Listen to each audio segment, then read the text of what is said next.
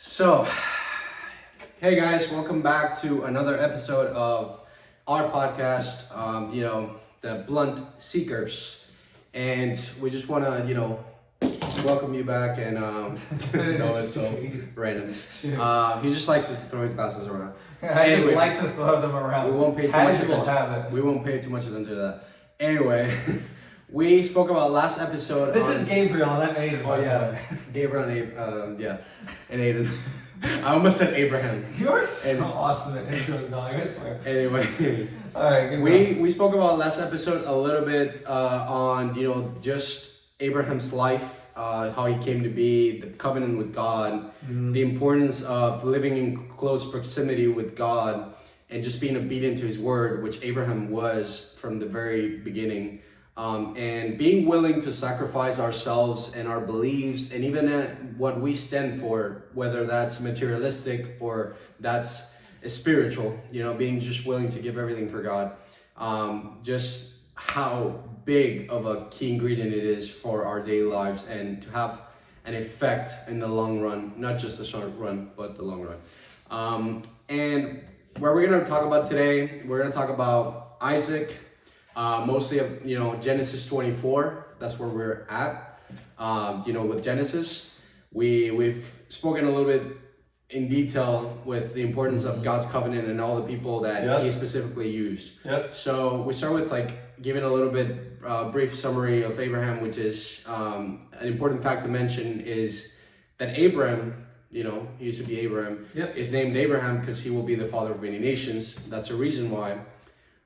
Sarai becomes Sarah because she will be blessed and give Abraham an heir. From her specifically. Yes, from her specifically. So and who's that magic boy? And we keep going, like I said just now, with Genesis 24, which is when a wife is given to Isaac. That's the magic boy, by the way. Isaac. That's their son. The magic boy. Yeah. Isaac. So we start off by saying, a little bit about his story is Abraham did not want any of the local Canaanite women, for his son Isaac. So he told his older servant this, and he went out to look for Abraham's homeland and relatives to find Isaac a wife. So he didn't want. We don't know the reason why. I feel like you can tell the reason though is because if you're in Canaan, that's not a land full of upright believers of the same Lord that they had. So it's I don't know, would you want you had daughters, right? Would you want your daughter to marry a Muslim? Would you want your daughter to marry? God forbid. No, really. No. Even less than Mormon. I was like, whoa. Yeah. I don't know, we can get into that Mormons versus atheists debate. The Mormons, that's something different. But different sects. Anyway. But to not get too much into that right now, we do respect. That's why. Yeah, we do try to respect everybody, with their own beliefs because guess what? God gave free will to everybody on earth, so we cannot judge too much because guess what? We are also sinners. Even if we are Christians and we try to live day by day more like Jesus. There's a reason why we try to walk more like Jesus every day because we're not perfect. And simultaneously, Abraham wants his son to walk with the Lord, and it's a lot easier to walk with the Lord when your wife is walking with the Lord too. Exactly. That's why it says somewhere, be equally yoked. Be equally yoked, exactly. With your spouse. Yoke is a little device. So say he's an ox and I'm an oxen, right? We would have these things around our neck that would plow and push forward. And so that would make sure that if his is stronger, it will plow this way. I'm 90% sure. I can fact check me if I'm wrong. And if I'm stronger, it'll plow this way, because I'll overrun him. So you need two that are at the equal strength to push at the same speed. Exactly. That's what equally yoked means. Yeah. And, the God says that we should make him a helper. We should make him somebody that can, essentially complete him. So, because man should not be alone, right? Which is also mentioned a lot in, I don't know if I should mention this, but just the Bible verse of the Gen Zs and stuff, how that verse gets thrown around a lot. Which is what are you waiting for, right? Text me, a man should not be walking by himself. So what are you waiting for and ask me out, right? It's that's most of the that's a trend that's been going around the Christianity Buddy, I'm chronically offline. Anyway, he deleted his Instagram. I have no social I was so proud of that. I have no social medias. Yeah. He still has it. I still have it. Get off the brain rot. Yeah. Live. First and last name, right? Get off the But brain anyway, rot, dude. Look outside. Like, yeah, look outside, right? God made the world. Like you need to, you want to stare at a box that this is this big. We need to get outside our comfort zone, and we need to. You don't need to get outside your comfort zone. You need to get outside, touch grass. Yeah, right. Just grass. Although now that I think about it, I haven't touched grass in like it's been a minute since I've like actively touched grass. Like you stick down, you're like, ooh, that's grass. Probably the last time was golfing. Just admire God's beauty and His creation, which is we're also part of that. You know what I mean? Just like living life, you have to live in the world of reality, and these are real stories. I mean, there's a reason why we were created on the 6th day, right? True. And God rested the 7th because, well, I'm pretty sure He had quite a lot of things to deal with when He was creating us. I'm not sure about that one. I'll have to look into that one. Yeah, what the 6th day? I'm not entirely sure. We were created on the 6th day, no? I have to look into that one. I'm not sure. Yeah, I think we're. But anyway, then so what happened was, after this happened, the servant basically took an oath with Abraham, right? And it was basically he said, Abraham was like, if you can find a wife and you will be successful in this mission. However, if the family of the wife did not let you leave with her, then the oath is broken and you don't have to fulfill it. But hopefully it is, and you'll be successful. And the servant was doubting this, and Abraham just assured him that an angel will be walking with you, leading you towards success and finding the wife for Isaac. So that's what happened. He went on his way, and the servant he went to Nahor, which is Abraham's brother's town. And then this is one of the most interesting parts of the story, which is when his servant started praying in his heart, says the word, that please give me success today and show unfailing love to my master Abraham. So as he was praying this prayer, this powerful prayer, Rebecca, all of a sudden a lady, just a young woman appeared, going out to get some water for her jugs and stuff, and she was carrying on her shoulder, from the word, and it was just so good because he said the request basically that he was giving was, please give me a drink from your jug, and if she says yes, have a drink, and also water the camels too, then that's her. He wasn't looking for external beauty. He wasn't looking for all the superficial things that we nowadays sometimes look at and, we just get too wrapped up on. And I've done it myself. I don't know if you have, but I feel like we've all done that and just focused too much on the physical area and the aspect of, what our eyes looking for, rather than what's inside in the heart, what's in the mind, and what kind of habits are they trying to implement in their lives. If they're trying to live godly every day more and more, or they're trying to walk away more and more from the Lord and go and live any way they want and worship idols or worship themselves as idols. Yeah. So that was a request, and yes, Rebecca did exactly that. She literally addressed him as Lord, the servant. He was like, my Lord, yes, how may I help you? The respect behind that is huge because he was a stranger. So, to show that kind of respect, I think it shows her character, her personality, and why God picked her as, Isaac's potential wife. Mm-hmm. So, this is, after this happened, yeah, exactly. After this happened, the servant took a gold ring for her nose, and then 2 large gold bracelets for her wrists. So he was kind of showing appreciation through materialistic, artifacts, which can be just acting an act of love as well. Then the servant asked for shelter, right? And then Laban, which is Rebecca's brother, said to the servant, you can come with us, you who are blessed by the Lord. So they served them accordingly. They gave them, the shelter, food. They asked them if you needed anything, and they served those.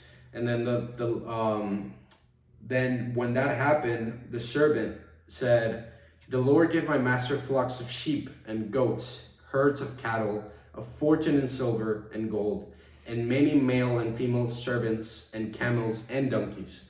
So Abraham was very blessed. So then his servant was showing this off, of course, to Rebecca's family, and they, after they heard all this, about the praying and the whole story, they didn't refuse for her to leave and allowed her to leave. However, they did want for Rebecca to stay for 10 days to kind of say goodbye to the family and all of this stuff.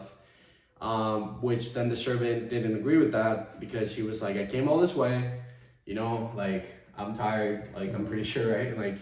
He was just, looking to get Rebecca out of there as soon as possible. I think it was more so he just wanted to fulfill the covenant, right? He says, if it's from the Lord, you cannot stop it. I'm 99% sure. And so she goes on with him. In that sort of vein, right? Yeah. So I think it's more so just sometimes the Lord times stuff. I think it's about more of the Lord's timing, dude. I had one crazy time where I was praying. I was on one of those car rides. I go to the University of Florida, but I live in Ocala, so I drive 40 minutes back and forth. Best school in the world, by the way. Go Gators. But it is. You wish. Yeah. You wish. I guess. You wish. Some freaking Miami. I won't give my opinion right now. No. Because he's not going to give his... He gives opinions, I give facts. So... but anyway, and I was driving home, and I sometimes I take the long way back, and I just pray, and I was thinking, I'll go home real quick. I'll just see my family. And then I was like, oh, mom's probably on a call. So then I'm driving, and I'm like, wait, I should go back. And something's telling me just turn back home. So I turn around home, and then to go say hi to my family, because I was like, and my mom had left when I got there, and I saw her biking away, and I was 30 seconds away from going to say hi. And it's there's the Lord's timing. When he tells you do stuff, you have to act then and there. It's not I'll wait and God will still deliver. Sometimes God asks you to go now, and you go whenever he asks you. And that was kind of cool. And I think that's kind of where he's going at here, where he's saying, God, just take me and do with me as now. Do it with me as you will. Yeah. And even Rebecca has faith, because they give the choice up to her to go or not. And she says, I will go. Yeah, Rebecca says, I will go with you. And because they entirely left off the option for Rebecca to decide whether or not she wanted to go along with this man, right? So it wasn't really up to them anymore. It was just more are you willing to take your life and just, trust what this man is saying and just live off your life with Isaac, a person you don't even know. It reminds you a little bit of Indian culture, when you don't even know your spouse until the day of marriage. So Rebecca says, yes, I will leave right away, and then she goes on her way, to meet with Isaac. And then from afar, she sees Isaac walking towards them, and she asks the servant, who is this guy that's coming, this way? And Rebecca gets off her camel, and then she covers up her face with a veil. Now, I don't know exactly why she did that, but I think it's because of a sign of respect and kind of a reverence sort of deal to Isaac. I mean, it could also just be for self-protection as well, yeah. Because then the Bible also says that Rebecca was very beautiful physically. Yeah. So I'm pretty sure Isaac, very much enjoyed that. I guess, yeah. That's one way to put it. Right. And because why not? God made so many beautiful things in this creation. Why not be, attracted or I guess called to that in every way possible, whether that's spiritual, physically, or just emotionally wise. Isaac then, after they meet, he takes her to Sarah's tent, his mother's tent, where the Bible says that he loved her very deeply. And then, he becomes his wife. She becomes his wife, and then helps him with his, like with this, giving him comfort after, you know, Sarah eventually passes away after living 175 years. And Isaac was 40 around the time he got married with to Rebecca, which, you know, it makes sense because she did have him at, I think, at 80 years old. So, well, old. Or that's very old. Old. Yeah, imagine right, like we mentioned this in the other episode, like imagine your grandma like giving birth, right? It's pretty crazy. The birth, I don't want to picture that. I don't want to picture that either. I'm thinking about that now. It's like, yo. So the birth, this leads to That the kid birth. come out looking like E.T. This leads to the birth of Esau and Jacob. Yep. Which is, you know, the introduction basically of the next chapter in the Bible. And it's a pretty good story, and we're gonna get to that. But like Isaac just pleading with the Lord on behalf of his wife, she was unable, like Rebecca was unable to have children. And the Lord eventually answered his prayer, just like he did with his father Abraham. He eventually answered his prayer, and Rebecca became pregnant with twins. Twins, Esau and Jacob. Now, the Bible does talk about, you know, Jacob being, Esau being all red physically, and well, I think that's more so when, I don't know if you've ever seen newborns that are born. Yeah. And he was certainly hairy.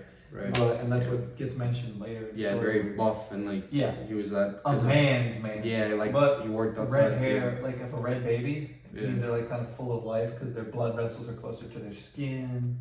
So, have you ever seen newborns? They're super red. Yeah, and also, it also talks about like Jacob being like smooth skinned. Yeah. And like being very. Was a little baby. Yeah, I mean, being like having a lot of wit to like, you know, just. Yeah. Kind of.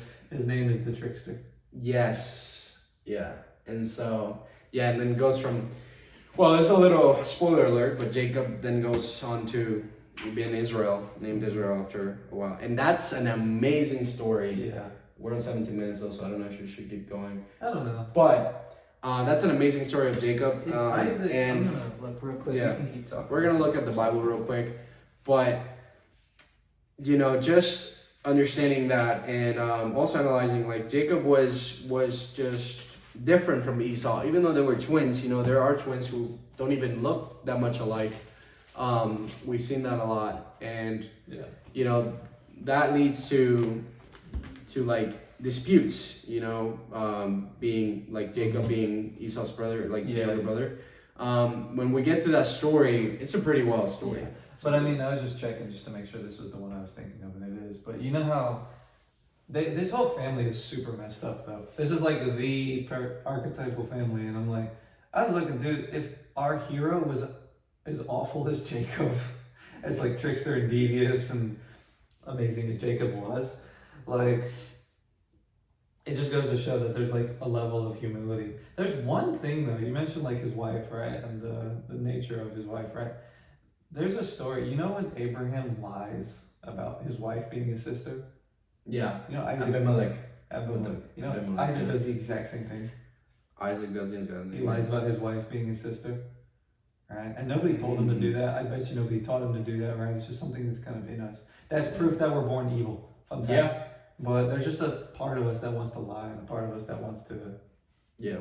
And it's like, and it's, you know, when this happened, when this is actually a good story. Sorry to jump back into Abraham a little bit, but this is Isaac. But like with Abimelech though. Yeah. Like the fact that Abraham said to Abimelech, like, you know, a king, he just said, like, my Sarah is my sister, because he didn't want to be killed by Abimelech. So he just, since Sarah was very pretty, he just let Sarah be with Abimelech. But before the night fully ended, and he was, I think Abimelech was dreaming. He hadn't laid with Sarah yet. So when that happened, God spoke to him in a dream, and he said, "Well, you'll be cursed, and I will handle you very roughly if you get together with Sarah, and you should give her back to her husband." And then Abimelech was all like, you know, I didn't know, like, dude, what's going on here? Like, I didn't know that she was married, that Sarah was married to Abraham.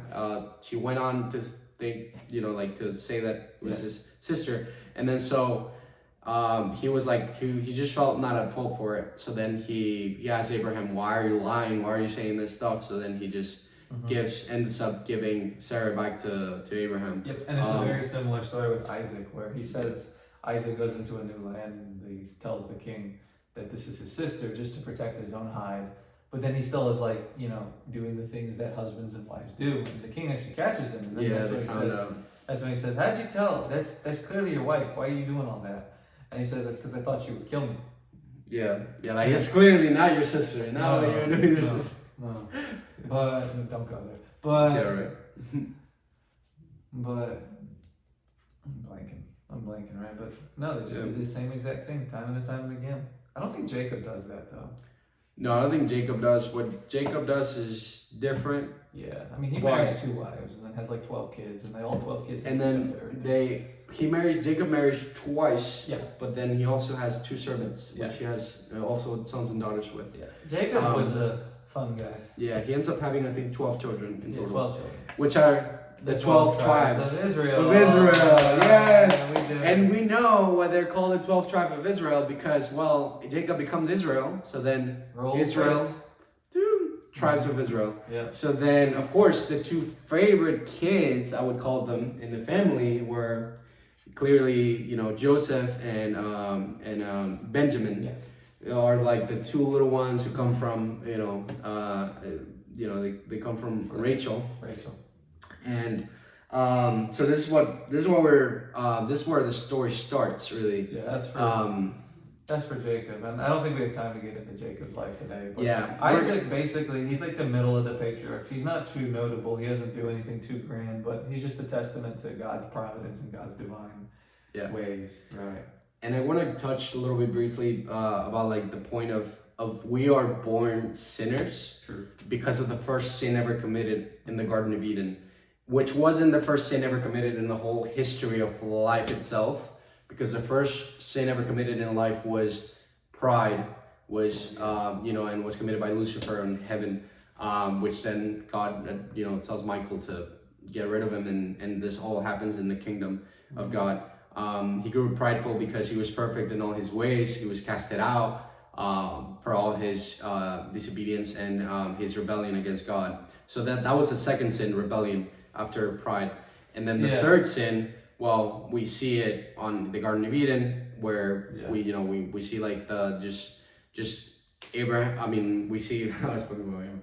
And we see Adam just, do what Eve told him to do, and what Eve do what Lucifer told her to do, because Lucifer didn't really like lie fully to Eve, because he did convince her that she was doing part of what God was telling her to do, but for gaining knowledge and just being in God's presence. But he has some wit there, and that's how he convinced Eve to just take up the fruit and become like him, because he was basically saying that God would be afraid that they will be like God. But I'm like, all right, that's crazy. That's crazy. Sin bleeds everywhere, and then there's sin. And we've never escaped sin, and nobody, you know what I mean? And then leads to Cain, killing Abel, Cain killing the Abel, first blood, and Cain killing Abel, what have you done? All the people and all the sins. And it's just funny, you see the same sins repeat, right? It's right, over and over. Nobody teaches them to anybody, nobody instills them in anybody, right? But they're just in us, and they're a part of us. Yeah. And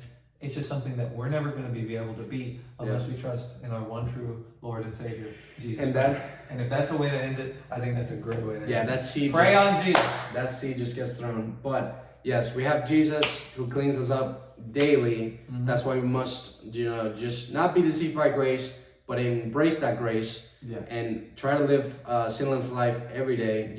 Work more in Jesus. And know that you can be more perfect in his ways like he was, and he still is to this day. So with any test that come, Jesus is there for you, whether it's the enemy or any challenge that he gives you to strengthen your character and your willpower.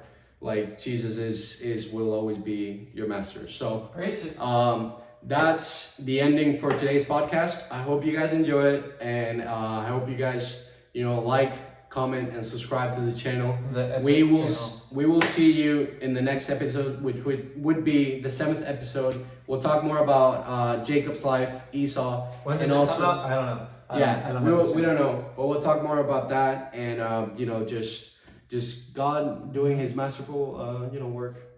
All right. So See y'all. I'll see you guys.